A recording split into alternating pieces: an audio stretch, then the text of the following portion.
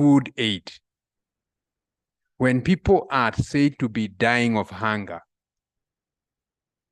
it is us who are most affected and are dying more. We have the most fertile lands, and we had our foods that we could actually grow. But many of us cannot plant anything because they don't have their seed. They are waiting to be supplied with hybrid seeds or biotechnology-driven seeds from other countries. And we have to use money to pay for that. One of the things I know as we grew up when we were small is that we didn't have armyworms that attacked food. I didn't witness it as I grew up. It only started when I was a mature person. Is there something that actually is put on the seed that we buy that makes us prone to pests and therefore makes us use pesticides? There is a question of how many people we have that are getting sicknesses from food.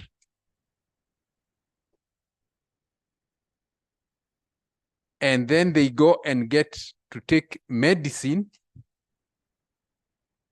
which is prescribed and you must eat it in a particular way.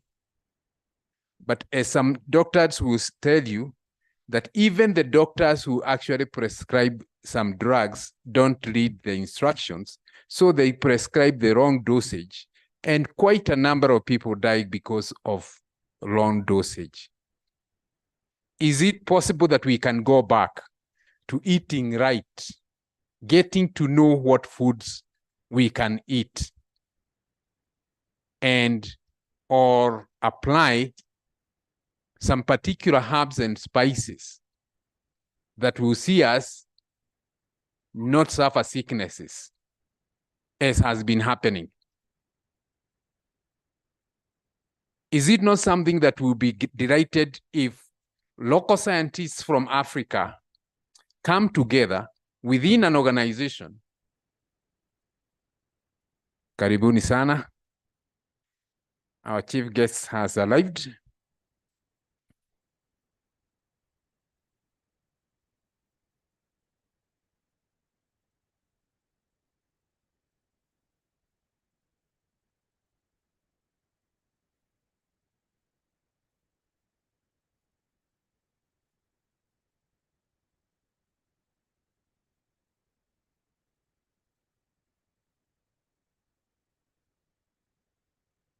So my argument is,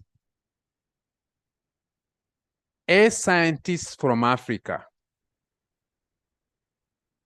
as people who are interested in a sustainable livelihood in Africa, we have every reason to get together, and we will have a more certain future as we used to have in the past. And our agenda, therefore, my agenda, therefore, is very simple: to actually sit as we listen to the Director General of Caro, give us the direction that this symposium, the Expo will actually, the symposium behind the Expo is going to take. And then beyond there, we will now be having plenary discussions from various people.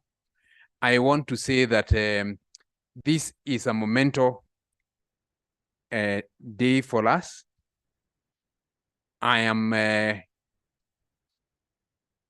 Kiringai Wakamau. I did introduce myself earlier. And I was just passing time so that we can finally get our chief guest to be with us so that we can get the national anthems and the continental anthem to actually play. And we thank our visitors from Cameroon, Burundi, Kenya, and which other country have I left out? Zambia is on the way. Malawi is on the way. We will definitely have all of them. But before we get started, this is an Africa Union driven initiative, and we are delighted to actually have it. So in order to get us kick-started, I would request that we all get to stand so that we play the national anthem and the African Union anthem. Thank you.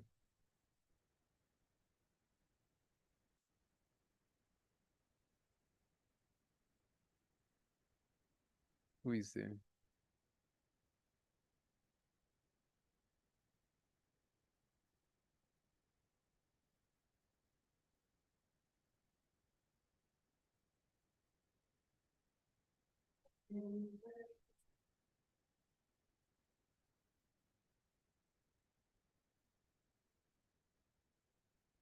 Bring down of the sea,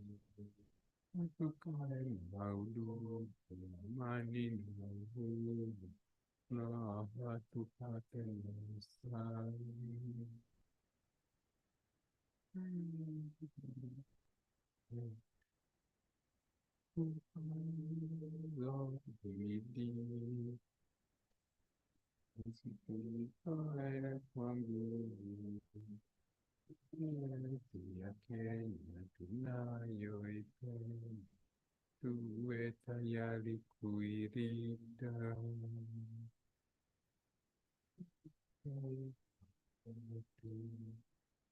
Ndio jibu letu. Kenya istahili heshima, tuungane mkono pamoja kazini, kila siku tuwe na shukrani.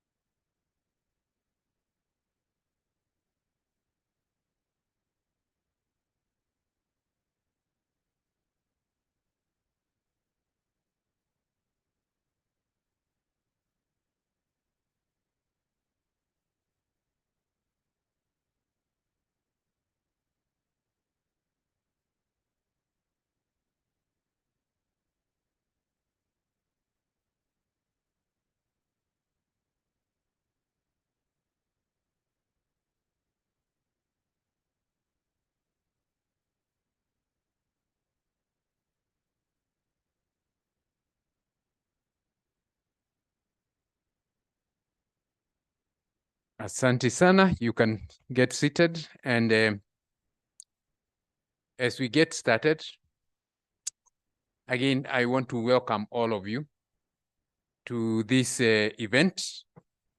It's a wonderful event that we have a lot of reason to feel privileged to be part of. And it is the work of the others' effort and collaborative engagement of Caro and the Africa Indigenous Foods and Food Systems Expo, an organization that seeks to promote the use of indigenous foods, creating or taking us back to where we had our foods in our homesteads, in our granaries. And it has been a consuming effort of one lady. And most initiatives, when they are initiated and delivered through ladies, they have potential to sustain. We have seen the indefatigable efforts of Dr. Joki Wamitugo. She has knocked many doors, and she has been able to talk to majority of us. And we are delighted to actually say that this heralds the beginning of a dream that she has had. So allow me, therefore, to actually honor the protocol that we acknowledge the presence of the High Commissioner from Cameroon. We want to acknowledge our friends from Burundi and Director General,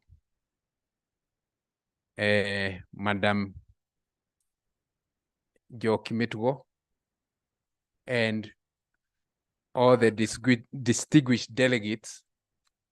Allow me, therefore, to welcome on stage Dr. Joki Metugo to actually talk to us, to give us some background so that we can understand what journey she has walked to getting us and our organizations to the point where we are.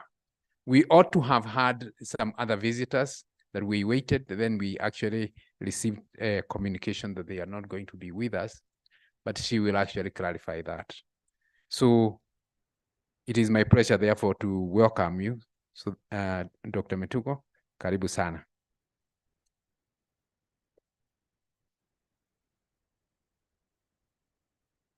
He's actually Professor Kerengai Kamau. In Africa, we always say good morning. It's never an afternoon in Africa because it's a new dawn.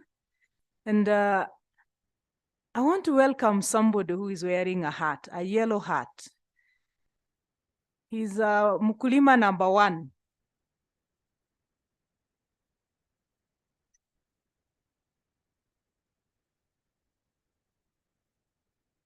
I want him to set the pace because he's the Mkulima #1. I think he's the only one wearing an overall in the hall because he's the Mkulima.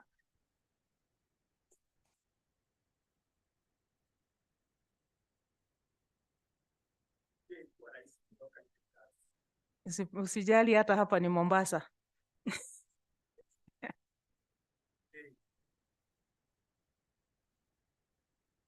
Watu wamenyamaza sana. Karibu. Asante. I think here I don't need a mic because my voice is well eloquent. Mnanisikia huko nyuma? Habari yenu? Salimiane kwa hewa kwanza. Alafu msalimie yule karibu na yeye, mwambie hivi. I'm proud of being an African. I'm sorry. Kwa karibu na mimi hapo. Najua nataka kwanza. I think we need first of all to flex our muscles kidogo. Somebody told me that Africans don't shake hands. Somebody told me Africans don't shake hands. The advantage of quota is you can quota and keep going into Ghana without needing much because the Uganda gets here. Tafadhali nawaomba kwa mkunjufu msimame kidogo tufanye hii. It is good, eh? Press that way, press your way kidogo. What are you? Let's see. How do you feel? Ukisikia ndani ya kokopo wewe unafaa kuwa gara. Ukisikia ndani ya isipokuwa tu kiongozi pale wewe tunapatia ruhusa na huyu mtoto. Haya. Many kwanza wimbo moja. I'm happy today. I'm happy today. So it's the same happy because we are together. I'm in mind.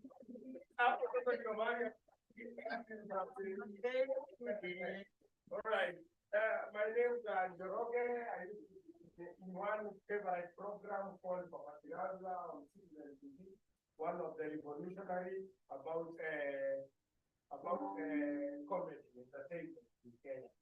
But now, because of God's grace, I'm doing things to do with agriculture. I have a show called Maisha Kilimo on Radio Maisha. I also have a show called Muremi Muramati and Ukulima ni Mali. And one of the things about me discover ni ya kwamba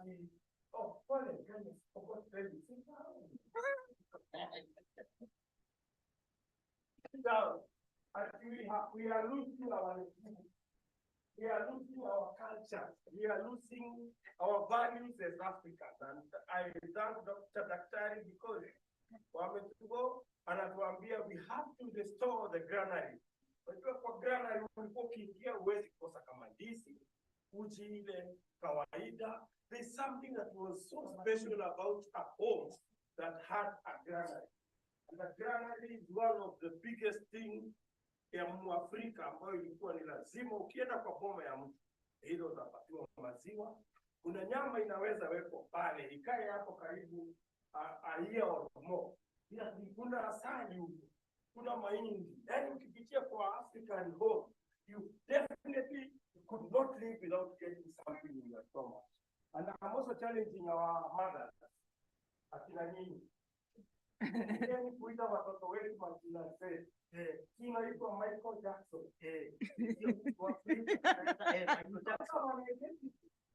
Unaitwa Dixon ama Wangaluo ndio kuna ile John Mark Diandroniko karibu wasahau tieno wanaweka pale. Ukienda kama kwetu pia sisi tuna majina zetu mengine barabara. Kwetu wa sasa. Ndio maana tunapoanga tu ile. Sasa kwa nini nadawa?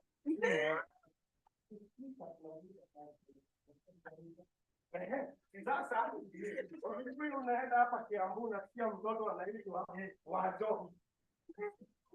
Monyui, Mokuzi, Mangope, Moreu. Huyo mtoto akienda kwa basi yake ni nini na mama ndiye alinipa hiyo kitu. Tena kwa basi ndio sasa kutoka kwa hivi. Unaibaje monyui? Monyui, inaita wapi? Kita wapi? Wajo wapi? Wajo. Ukienda kwa ingine Kenya nao wanaita watoto majina za ng'ombe. Ng'ombe, wajao, bogo, nyama. Mtoto kisa ng'ombe, papa ni nani? Sasa tafadhali majina mzuri, lakini always remember to restore our names, our African names. Let's not forget. These people forget what we were taught. Anyway, it is just the beginning of the conference. I want us to feel, you know, ukisikia mahali daktari unaona watu wanasikizia ujue speaker. We are here because of making it a lively event. We need to understand where we are coming from, and that's why Africa's indigenous food and food systems, it is supposed to restore the granary ya mama yangu. Hata kama uko Nairobi, ama uko unajua uko ni Kiambu lakini bado it's almost Nairobi. Watu wanalipa traffic kwa kwenda ushago na watu wengine wakienda Western Nyanza wanalipa 7,000. Watu wanafaa wakae karibu na mahali kwao ni karibu. Wajaluo wawekewe maestate karibu na airport, wapande ndege waende Ushago. Wakiambu wakae karibu na Kangemi. Asante daktari.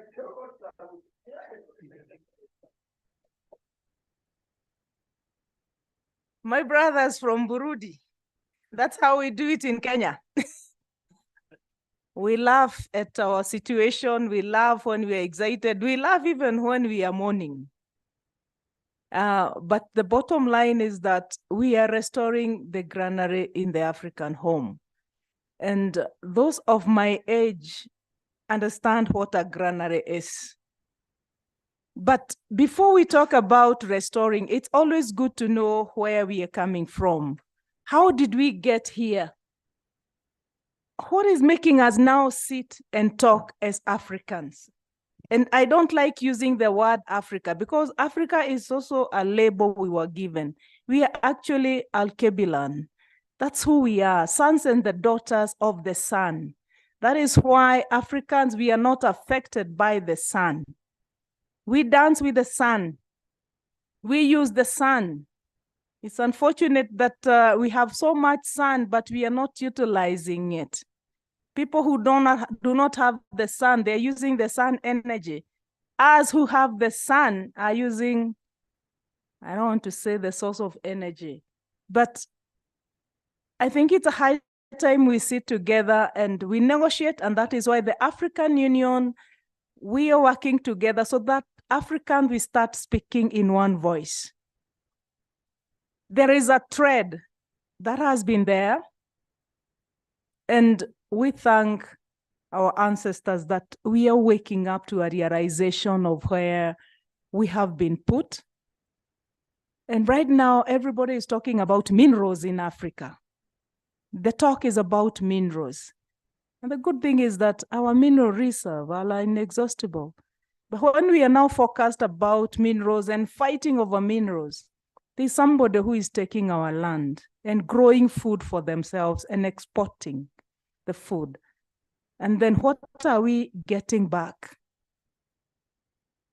I've just had a very short conversation with Her Excellency, the ambassador for Cameroon, about coming up with a balanced kind of a trade that whatever is being brought to Africa, the same amount should leave Africa. But we find Africa, we are importing more. It's like we are importing 80 times more than we are exporting. Yet all the arable soils are in Africa. So how did we get here?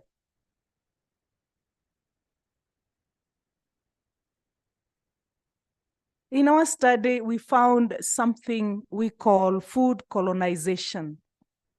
When you talk about African colonization, we just think about the slave trade, the slavery. But colonization is a whole system. The colonization of the mind, the colonization of the education system, the governance system, and the worst of all is food colonization. And how did it start? When the visitors came and took over, our people became workers on their farms. This is our own farms, our own land.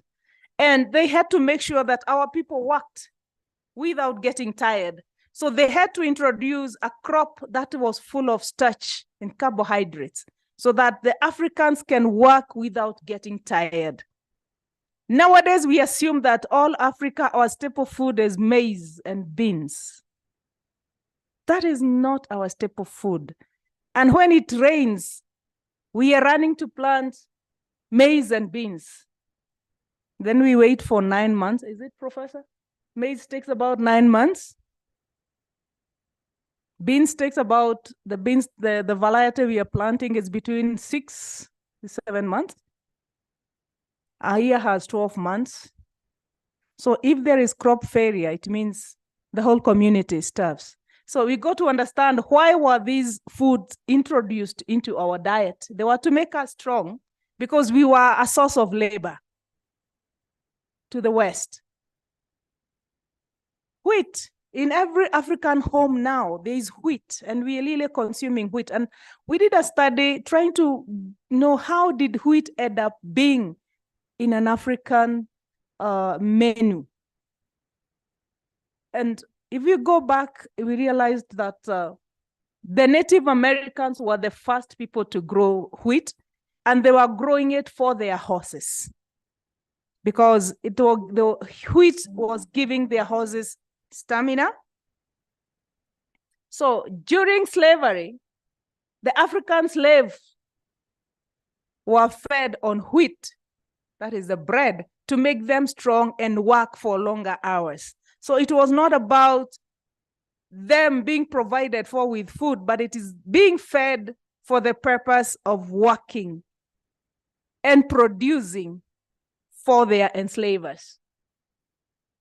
Unfortunately, that food ended up being considered a diet and a staple diet for an African.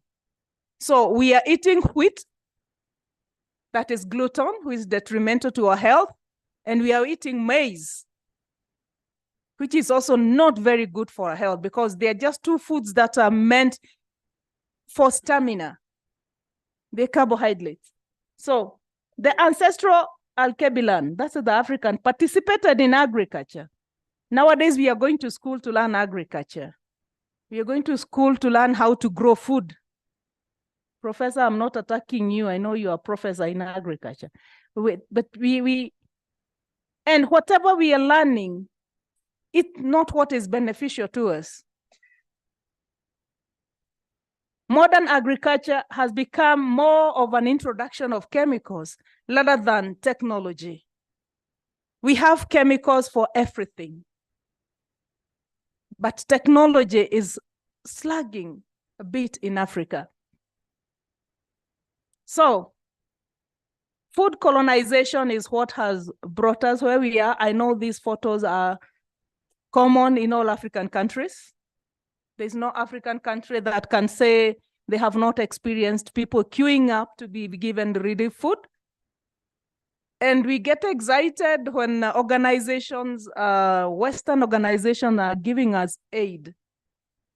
Unfortunately, it is demeaning for an African to be fed.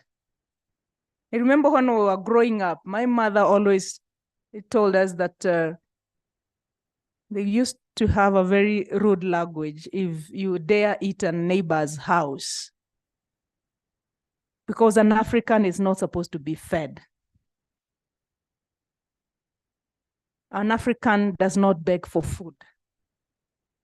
But we have seen we've seen our leaders moving all over the world, begging for food, begging for aid in Africa. And it's so controversial that we have the richest soils. We are the only country the continent that has mineral reserves. We have our rivers. We have our seasons. We are not so much affected by climate change. Yet, that is how our farms look like. So if we know where we are coming from, it means you will know why you're here and you'll be able to shape the future. Our history has been hidden from us. The real history, the history of colonization, marginalization, cultural and social abuse and injustices, it's what has made Alkebulan lose her identity. The comedian has talked about names. When you name something, you own it. African, we were named. That is why I don't like using the name Africa, because we were named. Somebody called us that. Then some people sat somewhere, something we were reading very briefly about the scramble of Africa, and they divided us into 52 fragments. And each of them was given a label. And we ceased to be brothers and sisters. We became statesmen and stateswomen, and we fight to defend our boundaries. I'm excited about what the current president has done in Kenya, saying that any African wishing to visit Kenya they're going to visit visa-free, allowing that from free movement so that we can discover each other and grow together. So losing our culture and being introduced to a foreign culture made us lose our self-esteem because we no longer have an identity. We are John, James, Mary. And we have a system that was crafted for us that we follow. And I like calling it a human operating system. Somebody makes decision on when you're supposed to wake up in the morning, when you're supposed to have a meal in the morning. Even if your body is not asking for food, your brain has been tuned that you have to have breakfast. So it's no longer the body saying, I want to eat. It is a system telling you it is lunch hour, go and eat. So you find you're eating and there's still more food that has not been digested in your system because the time dictates that you do. And then you have to have another meal in the evening. And then you have to have, I don't know how many glasses of water per day. It's not the body asking. That is the human operating system.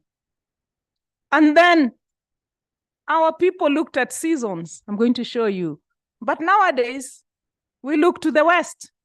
When does the West want us to plant? And then we plant.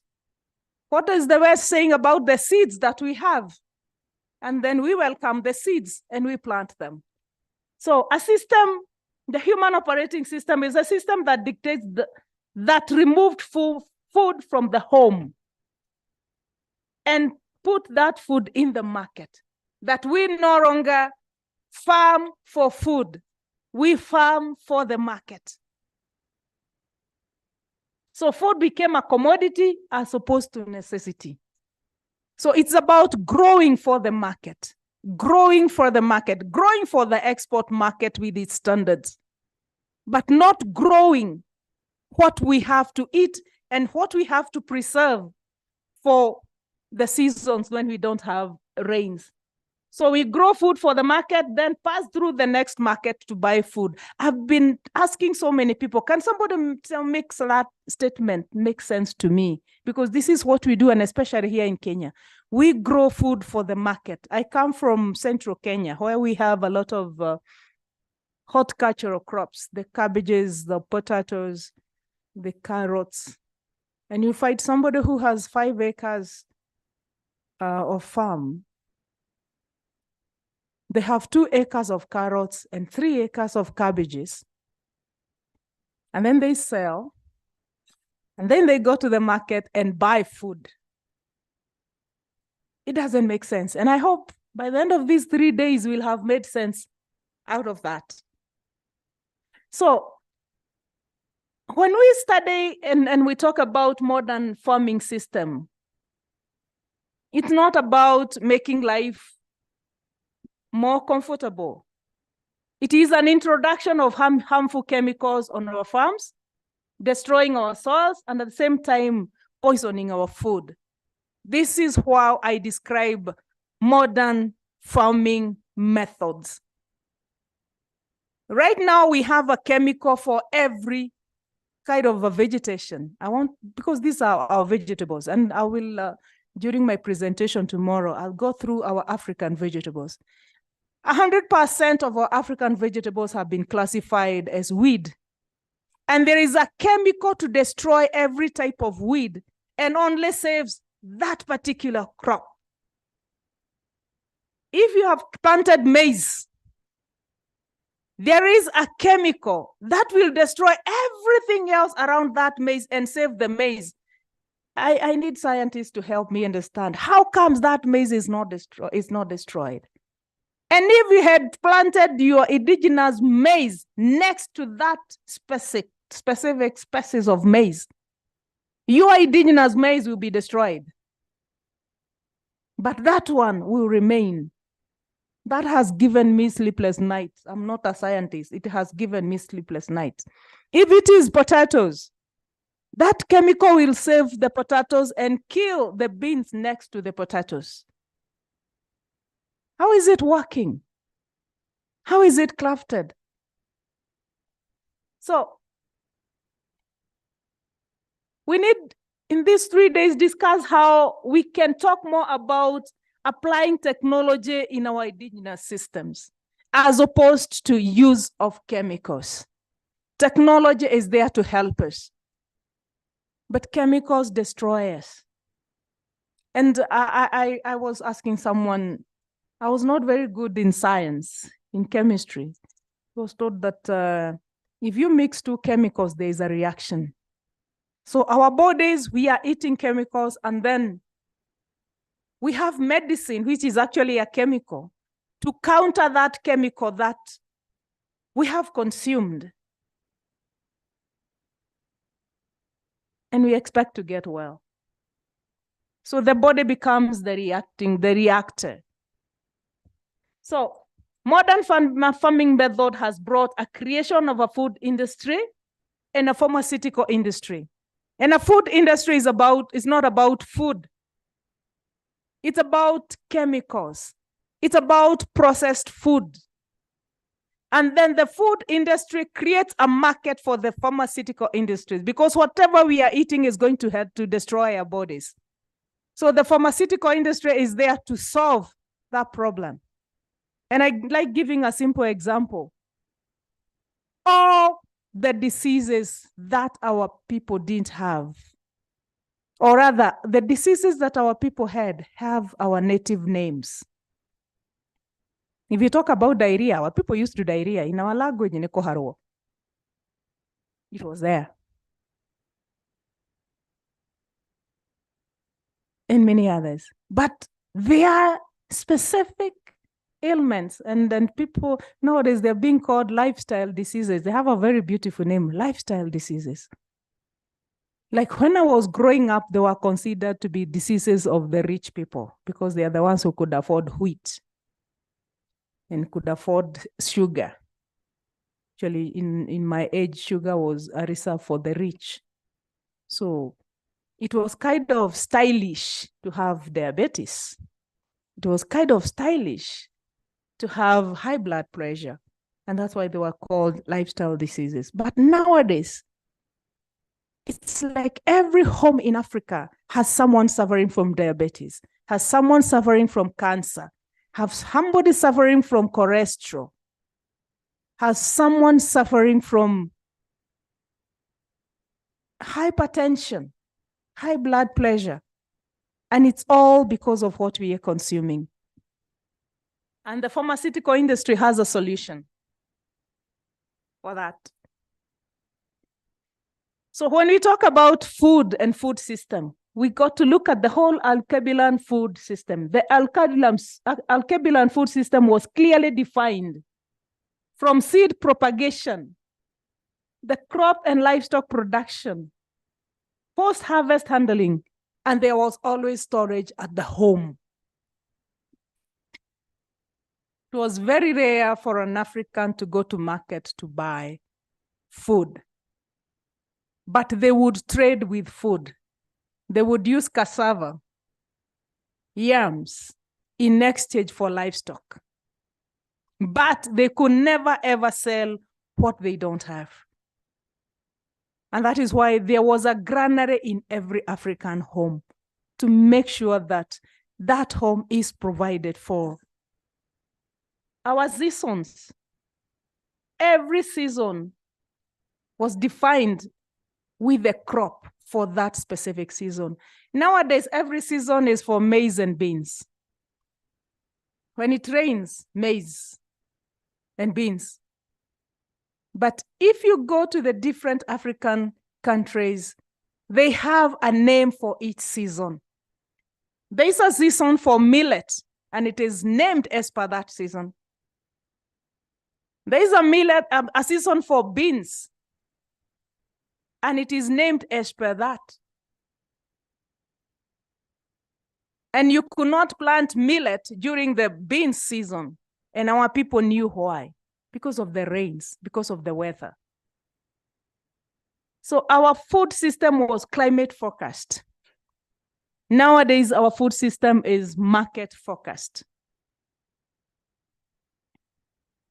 The food system also includes food preservation and food handling and the utensils that we have in our kitchen.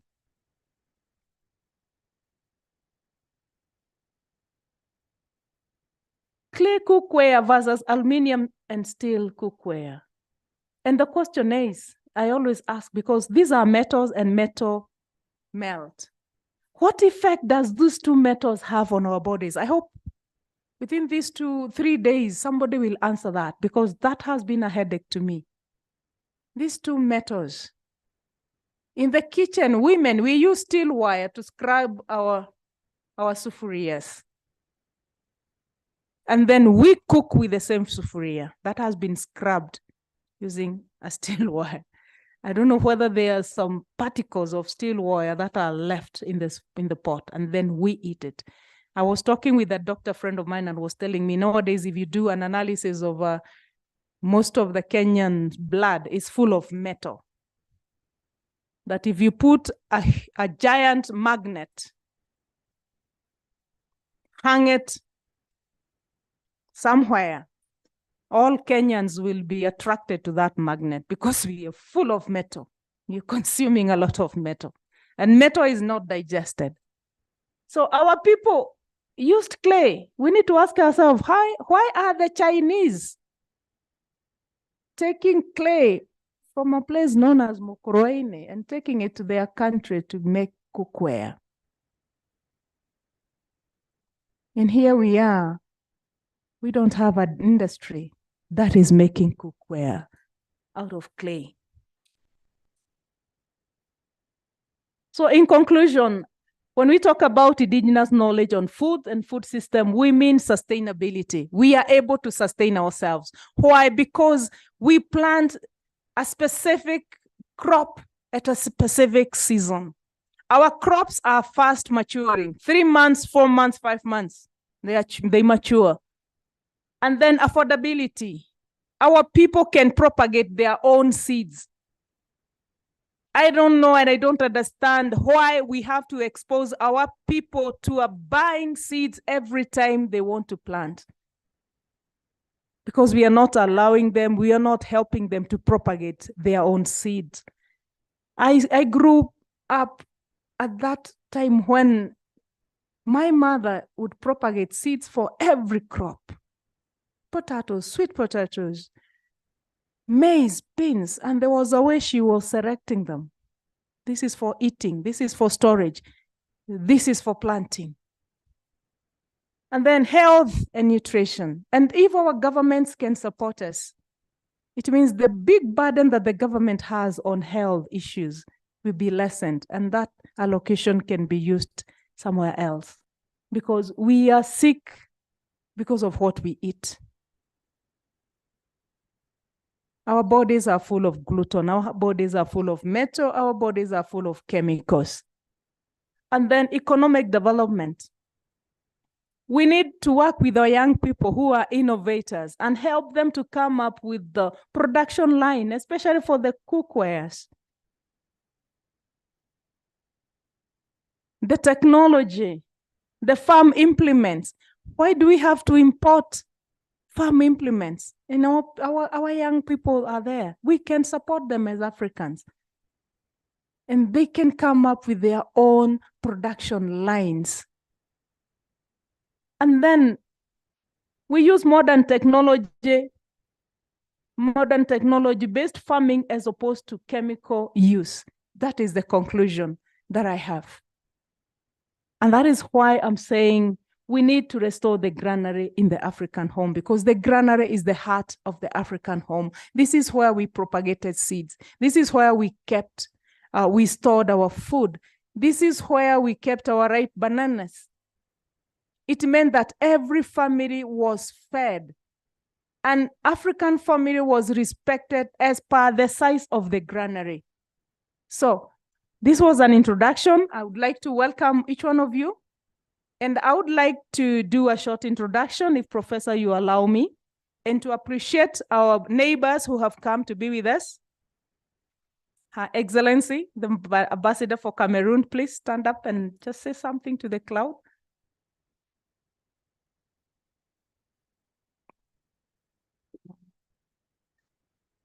Thank you. You're welcome.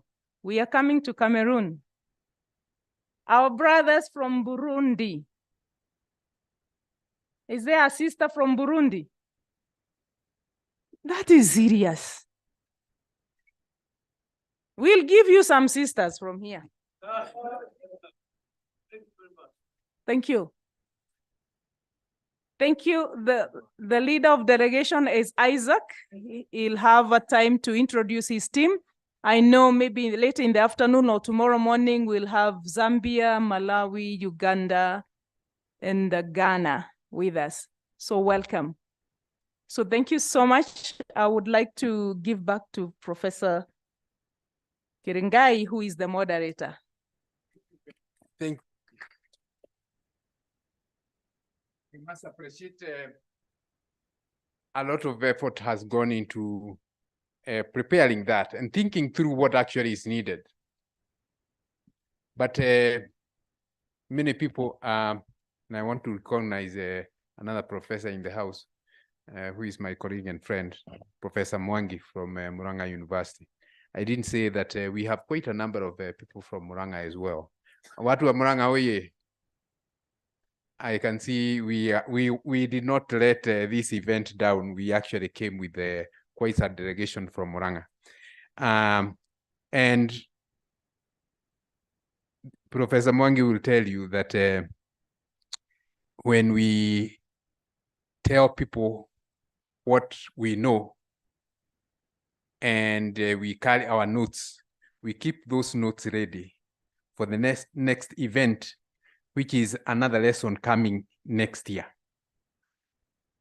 Joki did her assessment of the scenario when she was out there doing some research.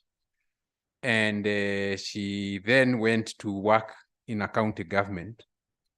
And she has gathered the courage to say that all that we do, those people who actually have a lot of stuff in their mind and head, it doesn't work.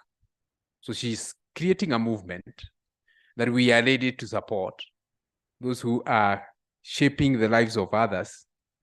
And we want to say that this effort to bring us together and the identification of a granary, you have to be a mother to think of some things. I don't think I could ever have remembered the granary, Professor Mwangi. But she's done a good job. But as she says that we actually must think about the indigenous foods, the indigenous knowledge, we also must know that the fusion of this to technology is very important. And that is why even her initiative had to think of how do we look for that collaboration with CARO, the Kenya Agricultural Livestock Research Organization. And it is therefore my humble duty to invite the representative of the Director General of CARO to actually tell us what they see in this initiative that we have ahead of us. Thank you very much. Karibu, Daktari.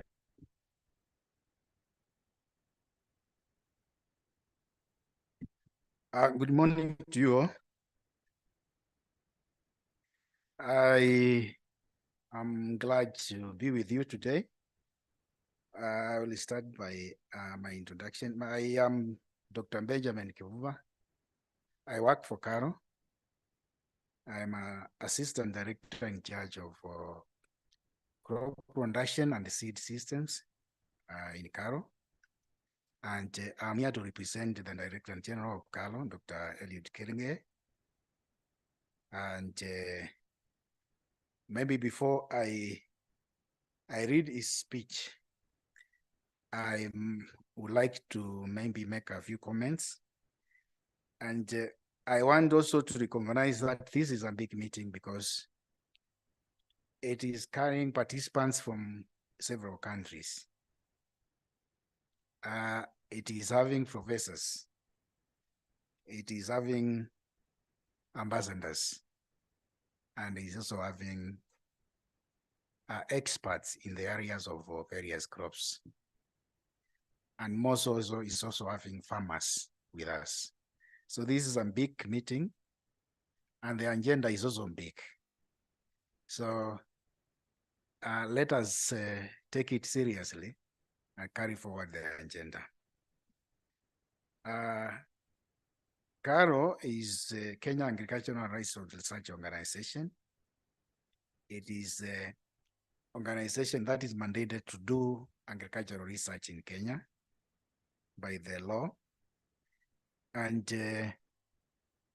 we are spread over all over the country. CARO has 52 centers across the country.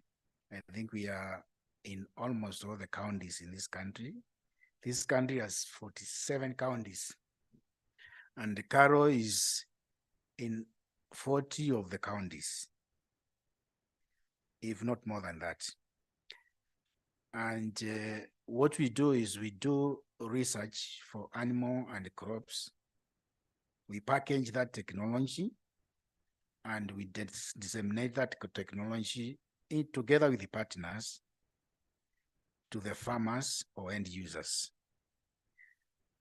And today we are here talking about the African food system, the indigenous foods. And I will say this agenda started some few years ago, and in CARO, we have designated some programs to spearhead indigenous forages and underutilized fruit trees. Okay, the other major crops, which are basically African, they have major programs for research to generate technologies and disseminate them to the end users. And I want to talk about the African indigenous forages, which we have a number of programs now promoting the use of these forages because of their benefits to our Kenyans, to the citizens of this country. We also now revitalizing the underutilized fruit trees, so that now much more of our indigenous fruit trees are planted and they benefit our citizens. And I think to this aspect, CARO is contributing in the planting of the trees. That is a national agenda of the current government, to plant 15 billion trees in the next 5 years. And CARO is doing fruit trees, underutilized fruit trees, to contribute its part. And this is a kind of now encouraging ourselves to more of now emphasize on African fruit trees and start planting and utilizing them. Why are they underutilized? Long time ago, they were the one we were feeding on. But after some time, we started using the new exotic fruits. But the new exotic fruits come with their own challenges. So now we have seen the need of going back to our roots and use more of our indigenous foods, fruits and vegetables. And this is now going to safeguard our food availability, security, nutrition, and even generation of income out of it.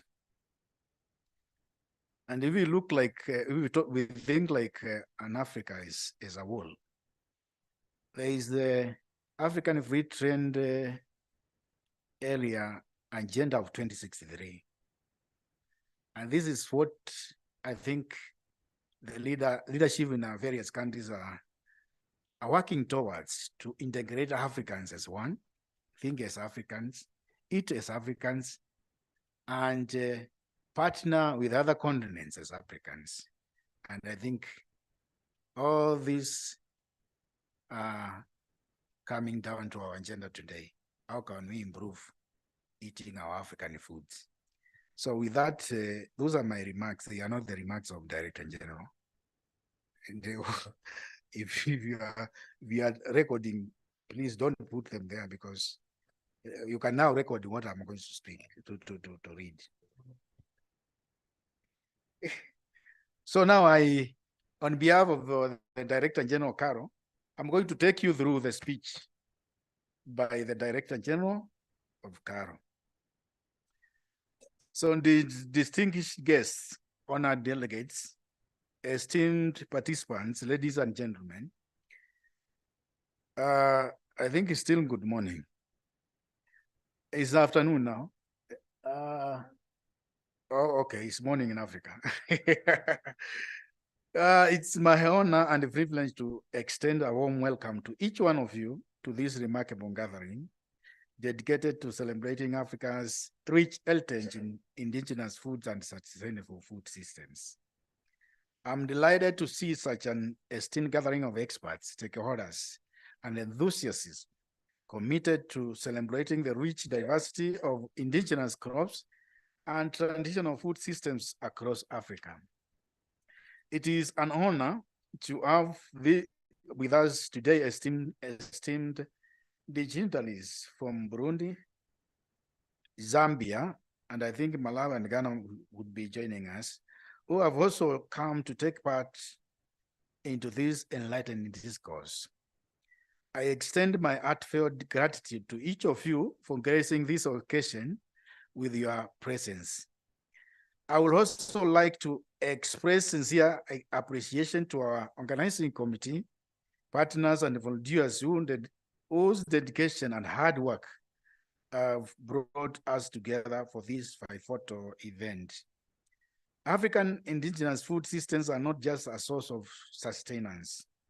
They represent the very essence of our culture, history, and identity.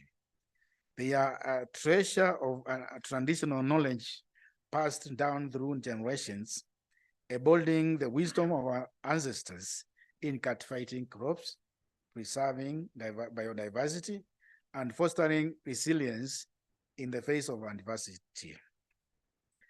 As the global community reflects on how well each country has covered the milestones for realizing the Sustainable Development Goals, SDGs, every member state will reflect on the target commitments of its achievements on the measure of the 5 P's of people, planet, prosperity, peace, and partnerships. The Kenyan government has committed to the SDGs and therefore expects each of its policy institutions to demonstrate its contribution to the realization of the 5 P's. The Kenya Agricultural and Livestock Research Organization, CALO, is committed to demonstrating how well it handles the Kenya Kwanza government and bottom-up empowerment and transformation beta agenda. This we commit to do with the UN SDGs agenda by anchoring on the first P, people. Are we meeting the expectation of the people through capacity building and supplying their daily needs from food and nutrition? The second P is planet. Are we promoting agroecological research, ensuring sustainability through the input choices that our research promotes? How well is this covered with this Expo? The third P is prosperity. Is CALO socioeconomic research dimension and its integration to research dissemination programs and associated research outputs delivering incomes and the right foods to producers and for their good health. The fourth one is peace building by promoting joint research and innovation which fosters collaborative understanding and friendship. When collaborative research actors realize the value of standing for each other within a research agenda and promoting community exchange learning when partners and research beneficiaries exchange learning from each other. Then the fifth one is partnership. When we hold sensitization and demonstration exemplified by this Expo, and other forums that Carlo continually holds with invite stakeholders. How much do we promote partnerships and networking? It is my hope and desire that this forum deepens and widens your networks. Indeed, Carlo, as the key leader on the SDG 2 agenda on creating a world free of hunger by 2030 through agricultural research and innovation, supports the integration of the agricultural sector, transformation and growth strategy, ASDGs, and hungers the flagship number 8 of the ASDGs. About the Expo, Carlo has in its agenda to deepen and widen its engagement with BETA agenda, identified the need to link up with the county governments through its collaboration with the African Indigenous Foods and Food Systems Expo. This Expo starts in the Central Economic Bloc CEREB region, and we explore linking our centers in the other regional blocks to join this Carlo-driven co-creation to take research to the grassroots through an exploration of the indigenous foods and the food system that communities have used in the past, as we promote taking back the granary to the household. Okay, the promoters of this Expo have expressed concern that scientists erroneously classify some indigenous grains, vegetables, and fruits as weeds. The science of local foods classification as weeds, thereby calling for the use of dangerous agrochemical inputs that kill the resilient crops that force the country to become reliant on chemicals, neither right for our environment nor good for our foods and our health. There is need now to pass knowledge on the indigenous foods from rural communities within the integrated local knowledge on food systems held by farmers as indigenous knowledge to share the same with research scientists for co-creation of diversified agroecologically adaptable indigenous foods within the food system. However, having the knowledge is not sufficient without dissemination. It is like having faith with no action. The initiative presented here by the African Indigenous Foods and Food Systems, AIFFS Expo, presents you the agenda for Carlo and the IFFS Expo to support the use of knowledge to create evidential learning to improve the impact of development policy and program aligned to existing government policies. Our scientists who traditionally used the extension system to deliver knowledge to farmers, but had their legs decimated by Section 4 of the Constitution, when much of the value chain activities developed without recourse to the knowledge creation, that is research, evidential co-creation and learning, production and processing for consumption, and unskilled the knowledge continuum of research. We have mooted this as an African platform for Africa by Africans to bring their indigenous knowledge to their food diversity, to collaborate with research-guided food security and sustainability agenda as we turn to the granary to the household. Indeed, the African infrastructure of post-harvest storage at home level, the granary with its African food preservation systems, should be a technology for learning and examination in our universities. The AIFFS collaborative, which invites partners all over, will be keen to explore learning and research paradigms with the research organizations, universities, governments, and development partners, so that new knowledge is anchored and experiential education for all. In conclusion, I urge us all to utilize this forum for fruitful exchanges, collaborative partnerships, and the sharing of experiences. Let us harness the collective wisdom present here today to chart a path towards a more sustainable, resilient, and culturally enriched future for Africa and beyond. May our shared endeavors here today ignite a wave of transformative actions that elevate Africans' indigenous food system to their rightful place of honor and ensure a prosperous and sustainable future for all. It is therefore my noble duty to welcome you all to Karo,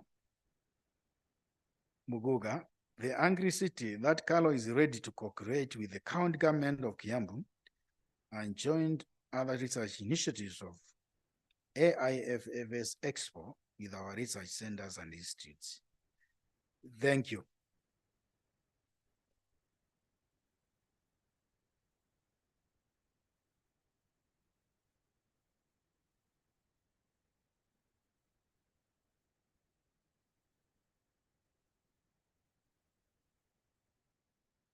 Okay, the prof is telling me I've not declared the conference and the expo officially opened. So I take this opportunity to declare now the conference and the expo open. If you have not passed through the exhibitions, make sure that you reach there and learn a lot from that exhibitions. If you have passed through there to this conference, participate in the presentation in the conference and give your ideas on the presentation. You are all welcome, enjoy. All those from outside the country, this is a peaceful environment. The air is very fresh. You can enjoy yourself. When you go back, you can go and come back for your Christmas and enjoy yourself. So welcome all. The meeting is officially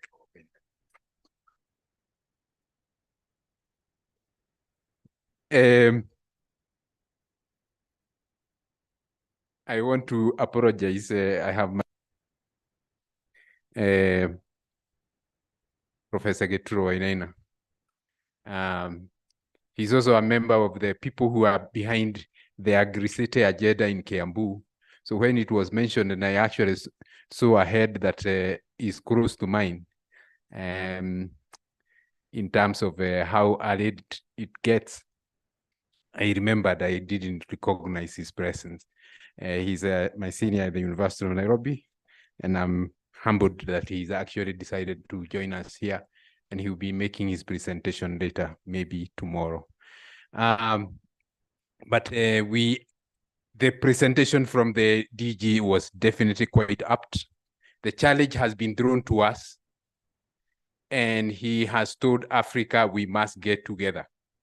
But I also want to challenge Karo and the Africa Indigenous Food and Food Systems Expo to create a collaborative to invite us, all those people that it says have been invited to this meeting.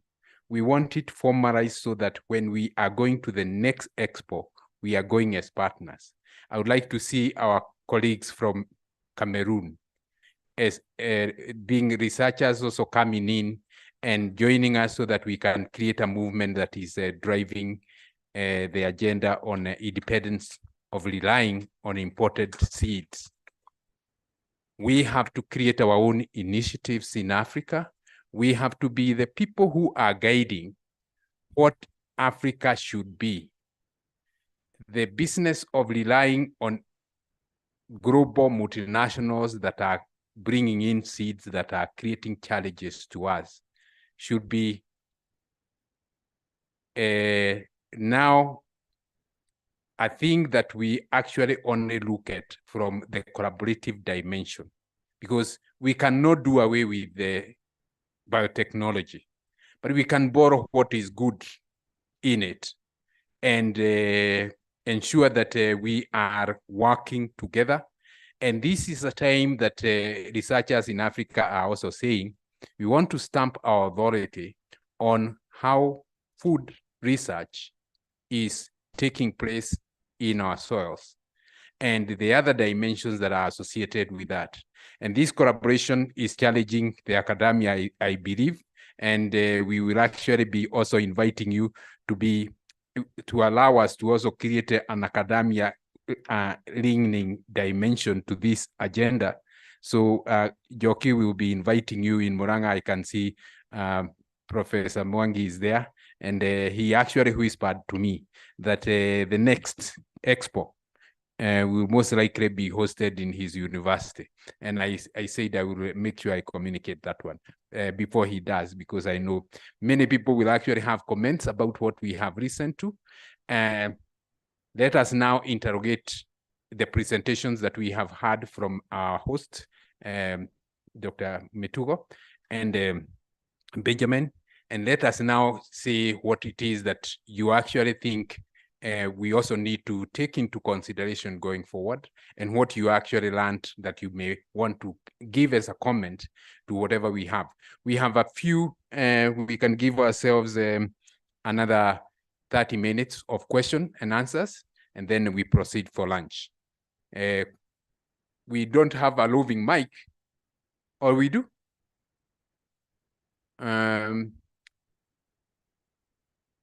We do have one that is roving, yes. So you can ask your questions. Thank you. And comments, of course. Thank you, Dr. Kamau. Madam Director General, I want to also thank you for inviting us, and to say that your presentation is an eye-opener, because if you go back to the Bible, there is this statement of the scripture, I think it's Joshua 1:8, my people perish for lack of knowledge. And I think that this knowledge you are bringing out existed before colonialism. And I like the way you talk about food colonization. Those are things that we have gone through, but without putting a name, without putting more attention into it and seeing the cracks that they bring and where we forget our culture. So I want to thank you for bringing out that very strongly, because I think that this information is what most countries lack. And these are things that we did indigenously. I think the short conversation I had with you, I learned a lot this morning, because these are things we take for granted. And because they are not made to be known by other people, they forget them, and then we now receive what is being imparted to us from abroad, and then we think that that is the norm. So I think what you need to do is more communication on this topic you're having this morning. And I also want to say that it's like Cameroon, we took a step forward. Yes, we took a little step ahead of you, because we were in your institute in Naivasha in September. Yes. And after that, we wrote to the government. And this morning, before coming here, I passed through the office, and behold, 2 ministries are interested in partnering with Carlo. Yeah, 2. We have the Ministry of Scientific Research and Innovation, and we have the Ministry of Agriculture, and the chambers also are interested. So I think we will have a conversation after this to see how that partnership can actually come into fruition, because they were indicating they want to partner with Carlo. And also we have research institutes in Cameroon. So maybe when we come together, we can fine tune maybe a document to propose to Cameroon that this is actually how the partnership can be done. And for next year, I will also suggest that you liaise with the embassies, because we are a group of African heads of mission that are very peculiar and interested in what happens within Africa. And from here, I have also a charge that maybe I will invite you to come and speak to the ambassadors, because I've been given that role to coordinate and to bring people who would like to talk to African ambassadors in Kenya. So we'll have a conversation, so you can come talk to us, because many of them are not here. They are having meetings at the UN. There is a 1-week-long meeting at the UN for the Committee of Permanent Representatives. That's why most of them are not here. So I think we need to take this conversation a little bit further before the second edition, to make sure that participation across Africa is really full. Because I know I didn't go alone. I actually initiated the visit, but I went with 5 other ambassadors, and all of them were, how can we partner with Carlo? Which means there is that interest. And if we didn't go there, we wouldn't have even had this information. So I think, as I said, information is key. Countries need to know where they are going wrong, what can be done, because your presentation has exposed everything that we cross over it without even knowing that this is where our problems are coming from. The analogy you made between the food and the ailments that we have is very clear. And if you say those ailments in the times of our in our ancestors had names, it means they also had cures.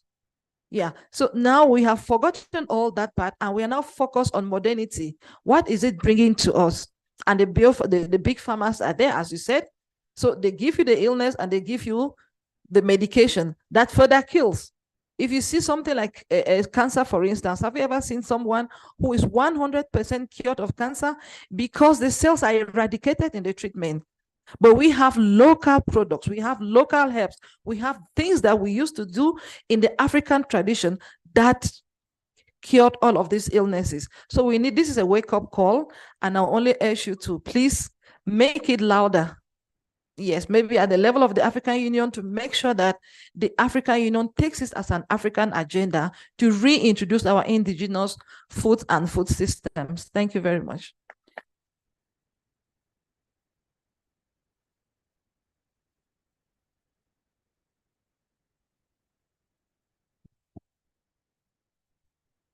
Thank you very much. My name is Willy Rakoze. I am a director for research at IZABU. IZABU is the Burundi Agricultural Science Research Institute. First of all, I would like to thank Dr. Njoki for your presentation. And so, in your presentation, you insist on coming back to granary. And so, coming back to granary, you insist also to agroecology, so to avoid using chemical. So when you try to analyze the current context in Africa, do you think that we can go ahead in agriculture without using chemical? This is my first question. Yeah. And so, secondly, in Burundi, we are aware that some indigenous plants are disappearing. I think this is the same situation in many countries in Africa. And so what we did at IZABU, now we are collecting those kind of plants, and so we have a big collection for indigenous plant, also for medical plants. And so, you know, in a research institution, it's not allowed to have one collection or a collection in one country. Mm-hmm. And so I would like to know if here in Kenya, in Cairo, or in Africa, indigenous, if you offer the facility to some countries in the region, that if we can bring our collection here, and so we can duplicate. Thank you very much. Thank you. I will take the first questions about whether we are ready. And I'll answer by saying that from research, it has been discovered in 100%, no, 75% of countries in Africa, our soils are still arable. The destruction is 25%. And through agroecology, the use of organic fertilizer, we can reclaim the soils that have been destroyed by chemicals. We have a lot of organic waste, because in Africa, we don't do complete value chains. We are not working on a zero waste programs in agriculture. So we have a lot of organic waste in our markets. We have a lot of organic waste in our estates where we're living. We are using chemical fertilizer, yet we are rearing livestock and being advised against using the manure. So if we can focus on formulating organic fertilizer, treating the animal droppings, that is the animal manure, we can help our soils to rejuvenate, and we can start growing our crops or our food chemical free. So that is possible. Now that is, we have that collaboration, we work together, it's possible. Then we also have to think about climate mitigation through indigenous food systems. When we are talking about afforestation, for example, in Kenya now we have a campaign of afforestation, but you find many of our people, they are still going on planting exotic trees that are detrimental to our climate. Yet we have our own indigenous trees, which are medicinal and are friendly to our climate. So it's a whole system that has to work together. Those who are in environment, those who are in afforestation, those who are in food production, the soil scientists, we have to collaborate and we work together. So my answer is, it is possible. Thank you. Maybe to comment on the duplicates, germplasm duplicates in Kenya. Kenya, we have a national gene bank that conserves our germplasm. We have done a lot of collections of our indigenous crops, and we have conserved them there. And I think we have capacity that we can allow duplication. We just need to have an MOU with Isabu, Burundi, and then we work together to keep your duplicates in our gene bank, and then you can retrieve them anytime you want them. Also, if you have a working gene bank, we can also look a way of how we can duplicate some of our germplasm, because it's important to duplicate these collections, because either gene bank something can happen and you lose. If you have the duplicate somewhere, you fall back to them. Maybe comment of can we grow crops without chemical?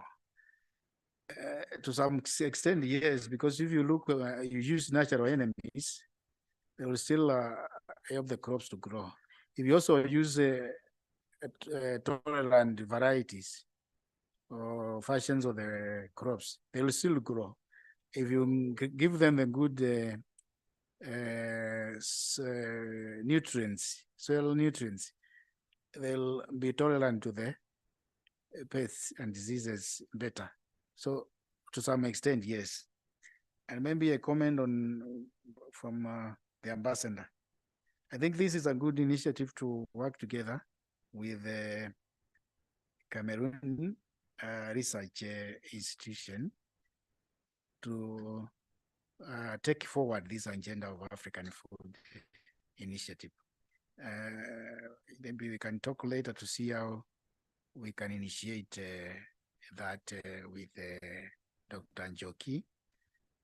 Maybe the other area I wanted to talk about is, your invitation for us to speak to the ambassadors from Africa. I think it is good and a very good initiative, because if we all unite in taking this gospel out there to be implemented in Africa countries, it will work. And I think the ambassadors are key in taking home these messages, and then so that we have some transformation.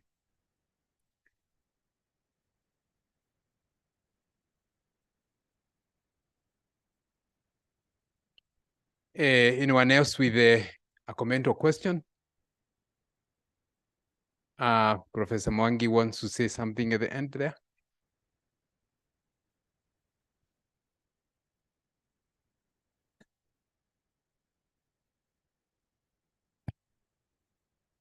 Thank you very much. And this discussion of food is really getting traction. And I know Prof there is very keen about food pharmacy. And the reason being what you have just highlighted, the increase in lifestyle diseases. And these ones we are seeing in our county. Muranga is really now the issues of diabetes and high blood pressure, they are very high. As we talk about food, I'm only concerned that, you know, food goes with the drinks. Drinking and eating go together. But it looks like drinking has not been taking focus. In the early times, our people used to take muratina during celebrations. Muratina is made from a tree called Kigelia africana, or sausage tree. We no longer see this sausage tree anywhere, and nobody talks about it. As we talk about planting trees, we are talking about grevillea, which is killing our biodiversity. Yeah. When you talk about muratina tree, it used to be associated with the increase in biodiversity and a lot of ecological services like erosional control. So it not only provided a drinking substance which was demonized, and it was said to be bad, and it was only a tree mixed with honey. Yeah. So it was food and medicinal. And it is known that research have shown that that tree, every part of the tree has a medicinal value. So, and I want to pose the question to Carol, what are we doing about these trees that used to provide medicinal drinks, which have been demonized? Thank you. Thank you. Let me comment on the drink, although I'll be preempting my presentation for tomorrow, because when we talk about our food, we are not only talking about crops, we're also talking about animal, the meat, the fish. Because nowadays we've been indoctrinated to believe that vegetable oil is cholesterol-free. But science is showing us that taro, animal taro, has no cholesterol. And we've been advised not to eat animal taro. And our forefathers, my own grandfather used to eat, and we used to cook with it. We used to call it garango when we were going to school, and it made us healthy. But nowadays we are told that vegetable oil is cholesterol-free. I don't know the process of making vegetable oil, but I always have so many questions about how that small piece of maize, how many you will use to make 1 liter of oil. I'm that naive. Then the other thing is about our drinks. All our African drinks start with Moratina, Umkomboti, Buza. They are all healthy. They are medicinal. And there was a reason why it was being brewed, because they were from our crops. And then honey from the bees. And that is an ecological system. Nowadays, you have to drink dry gin. I don't know from where. So when you're talking about our food system, I don't want to talk here, but our food system have a spiritual implication, and that's why they are healing. Yeah, our African people never blessed with water. They blessed using a brew, and there's a reason why. Like for the Moratina you're talking about, I did a study. There is sugarcane, and there is what is attached to the sugarcane, and the different, what do you call them? The marogos. The different, no, your professor is telling me they are nodes. They have a meaning from the top to the bottom, and which note to use for what brew and for what occasion. Same case with the honey. Our Kamba people, the Zulus also, even I think the Igbos also, they have different type of bees, and they are able to identify different honey for different use. That is a knowledge that is diminishing. It's unfortunate. And there's a reason why they're using honey. It has a healing element, it's a preservative, and it is sweet. Then the Moratina, and then the millet, the sorghum, they are all food-based. So I think we also, when we talk about decolonizing our food, it is owning back what belongs to us. Why do we promote somebody else's drink and we don't know how it is made, and we demonize our own, which is healthy?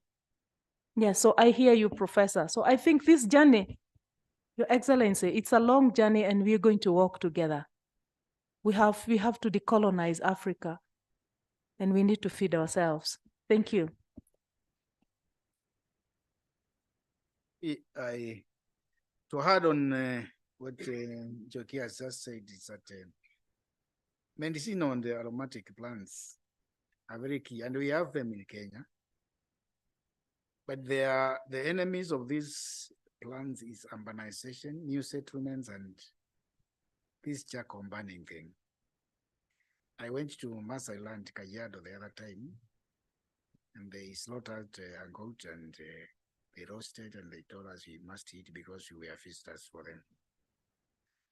But now, before we ate, they gave us a drink. They told us this drink is very important. It was not a brew, but it's like ambivalent. It was like tea that has no milk. But now I asked them, why do you drink this one? They told us this is what makes us healthy when we eat this roasted meat, because it breaks down the cholesterol and we remain healthy. And if you look at them, they are healthy. And it came from a tree within their environment. But you see the destruction that is happening there, and because of settlement and urbanization, we are losing and charcoal burning. So we need to rethink. But as Caro, we are promoting the medicinal and aromatic plants, because in our strategy plan, we are put a commitment that we promote about 5 aromatic plants, medicinal and aromatic plants in the next 5 years. We do their research, we multiply the seed or seedlings, and we promote them to the farmers. Why? Because you're seeing the importance of these plants. But the other part of it is that I know the Gene Bank of Kenya has collected almost all the medicinal and aromatic plants. Their seeds, they have kept them. But they have duplicated in the UK, Botanic Garden Q. So these guys, they know the importance of these things. But us here, we are busy destroying them. So I think, and we have a minister here from Murang'a. Please, through the SCOG, please find a way of having a policy of promoting our indigenous trees, including medicinal plants. Because if that goes through, the president says now the trees we are going to plant next year, they should be indigenous, they should be medicinal and aromatic. It will make a very big impact in this country. But that has been pushed politically, and that wing can do it very well. So let me stop from there.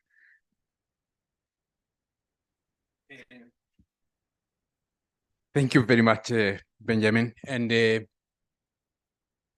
we actually broke protocol because we did not give the host director of this center to actually welcome us.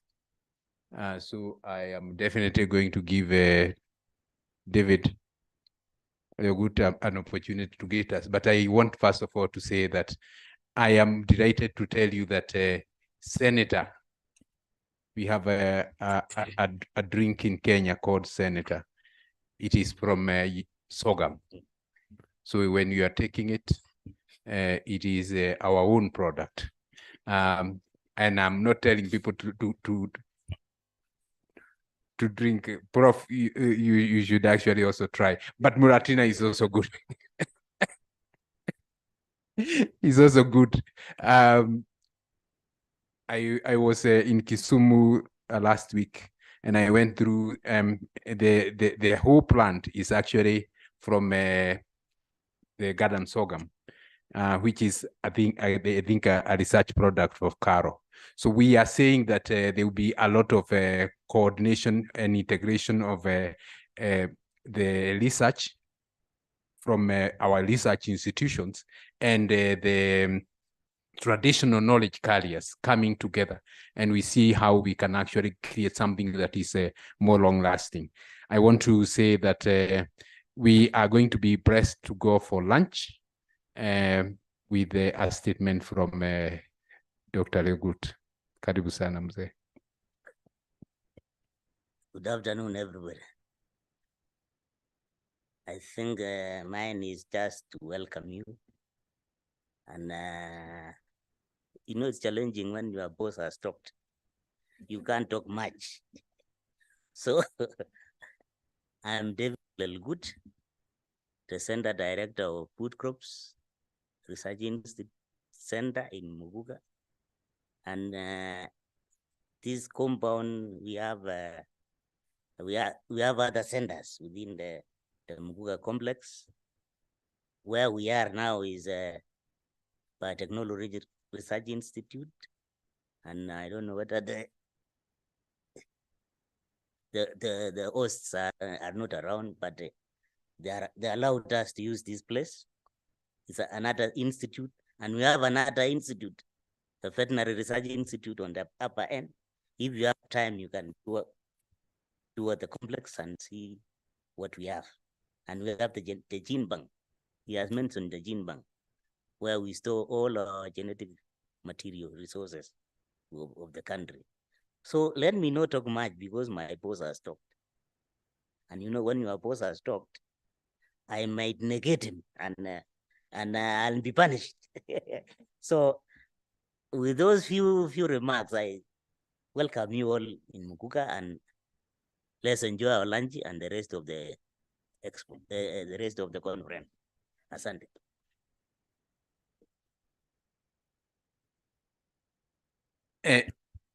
Thank you very much, Doc, and for the welcome.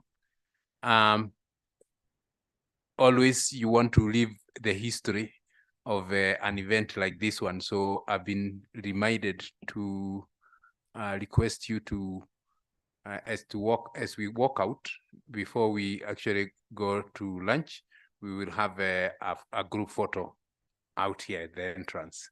Then the next one is Caro has been very gracious and wanted Joki to prove herself and was given a huge piece of land to actually demonstrate what she's saying. So there's a demo farm that she will actually be giving you direction on where it is.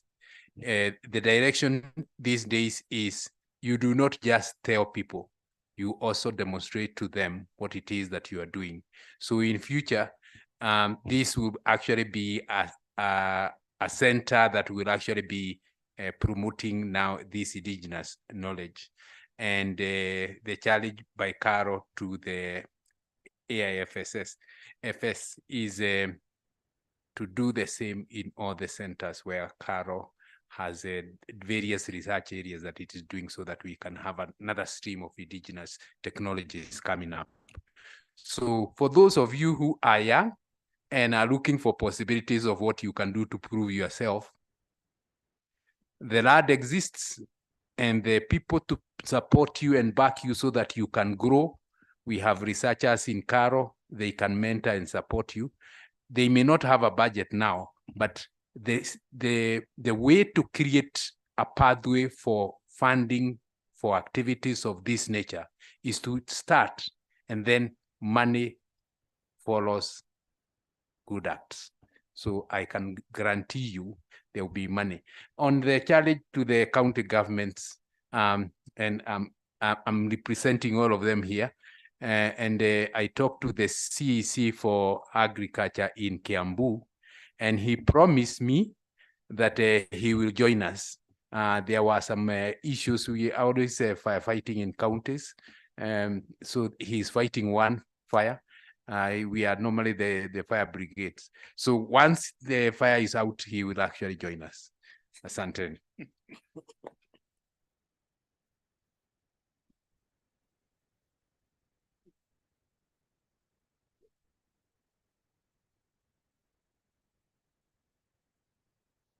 So thank you. We take a break for lunch. For those who would like to see what we are doing, and we have planted, actually we are establishing, because this is a start. We can walk together. It's a walk. As you came in, there's a demonstration farm. Sorry.